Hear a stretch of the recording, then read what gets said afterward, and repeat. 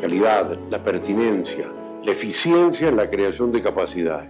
El gran desafío es también en esta materia es cambiar una imagen que tenía la educación a distancia y más que una imagen, una realidad. La educación a distancia existente anteriormente en América Latina era una educación que no tenía los niveles de calidad, las competencias que se brindaban no eran las mismas que la educación presencial.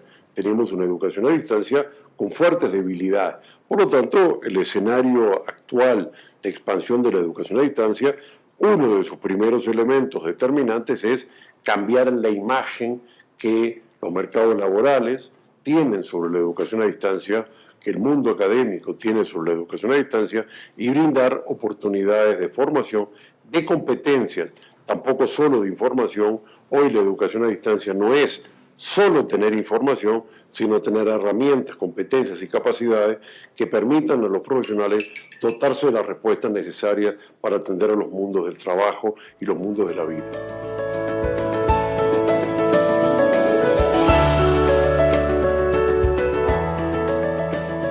La educación a distancia se soporta en, no el profesor, sino los recursos de aprendizaje. Obviamente este es un requisito. La calidad, la educación a distancia se soporta en un mayor nivel de autoaprendizaje. No se soporta en la enseñanza, sino en el esfuerzo, en la estructura curricular que soporta un autoaprendizaje. Hoy cada vez más estamos viendo una educación a distancia también que requiere modelos de simulación, procesos de autoaprendizaje mucho más complejos. De alguna forma lo que estamos viendo es que la educación a distancia se va a soportar cada vez más en la virtualización, en recursos de aprendizaje interactivos, recursos de aprendizaje con convergencia digamos, de convergencia de medio, de imagen, sonido y crecientemente también en un escenario de software, de aplicaciones para desarrollar las competencias.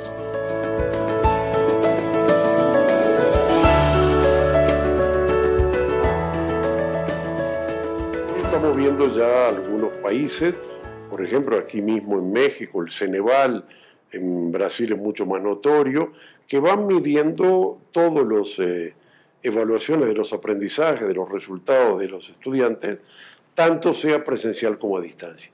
Y eso va mostrando que en algunos casos la educación a distancia tiene resultados superiores a la educación presencial.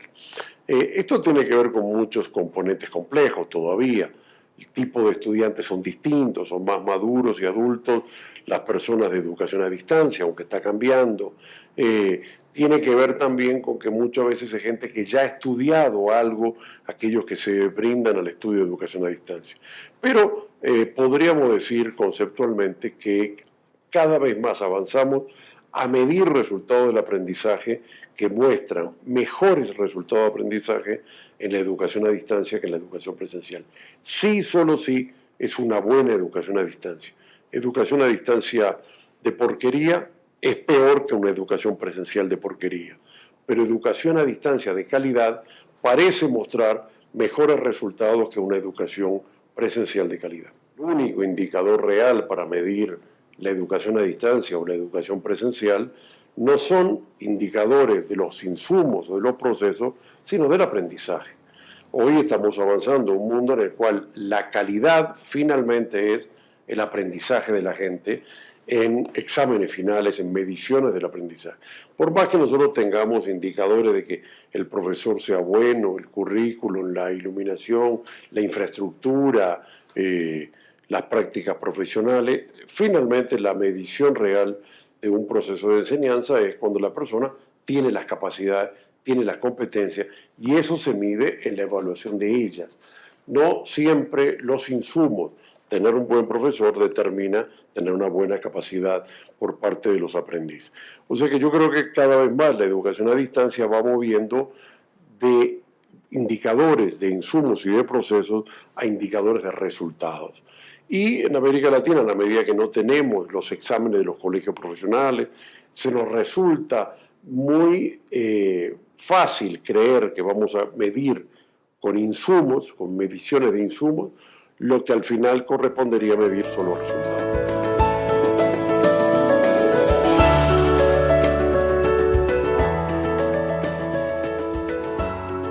qué significa la frontera. Correcto, sin lugar a dudas, nosotros estamos en una lectura un poco, digamos, de Kennedy, ¿no? El superar la frontera y el entrar a otros escenarios. Nosotros tenemos una concepción sobre las fronteras cognitivas, las fronteras del conocimiento, que es donde están los límites. Y cuando decimos que algo supera la frontera, es cuando algo supera lo conocido, o cuando entra a unos territorios mucho más de innovación y descubrimiento. Y bueno, y eso es lo mismo. En educación a distancia el tema es la innovación. La frontera de la educación a distancia hoy es la virtualización, es la simulación, el desarrollo de juegos, el desarrollo del hipertexto. Es, en síntesis, la frontera de la educación a distancia, la virtualización, los procesos de aumento del componente de digitalización. Yo le llamo en alguno de los libros que he hecho la educación digital. La frontera hoy, no solo para la educación a distancia, sino para la educación presencial, es pasar a la educación digital, pasar a sistemas de aprendizaje donde se incorporen crecientemente rutinas, tareas, procedimientos del mundo digital, el mundo de la simulación, el mundo de la realidad aumentada, el mundo de los software, el mundo del autoaprendizaje en sistemas de simulación. Es una frontera que vemos hoy. La frontera hoy es la frontera que vemos desde nuestro momento, desde nuestra lectura. La frontera de la humanidad, la vida de los Hubble. Dentro de 20 años habrá otra frontera. Hoy nuestra frontera tecnológica, cognitiva, son la frontera de lo digital.